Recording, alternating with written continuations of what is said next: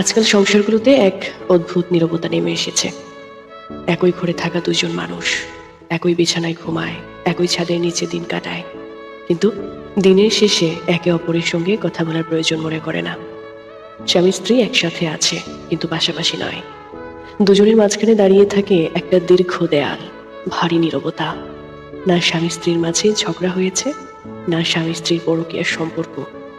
এটা সেই নীরবতা যেটা ধীরে ধীরে সংসারটাকে ভেতর থেকে খেয়ে ফেলছে। কিন্তু আফসোসের বিষয় হলো, এটা সেই স্বামী স্ত্রী বুঝতে পারে না। কথাবার্তা কমে গেলে দূরত্ব বাড়ে। একসময় সারাদিনের গল্প জমে থাকতো, আজ খেয়েছো, ঠিক আছি, এইটুকুতেই সামলে নিচ্ছে, এর বেশি কিছু নয়। দুজনেই ক্লান্ত, দুজনেই ব্যস্ত, কিন্তু সবচেয়ে বেশি দুজনেই একে অপরের থেকে দূরে। কথা না বলার অভ্যাস একদিন কথাহীন সম্পর্ক তৈরি করে। মোবাইল স্ক্রিনে বন্দি অনুভূতি। একই সোফায় বসে দুজনেই দুইটা স্ক্রিনে তাকিয়ে থাকে। হাসি আসে, কিন্তু সেই হাসি একে অপরের জন্য নয়।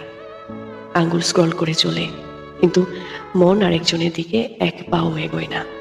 এই নীরবতা চিৎকারের চেয়েও বেশি ক্ষতিকর।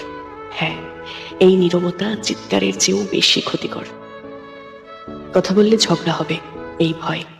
অনেক সংসারে কথা কম বলার কারণ হলো ভালোবাসা শেষ হয়ে যাওয়া নয়,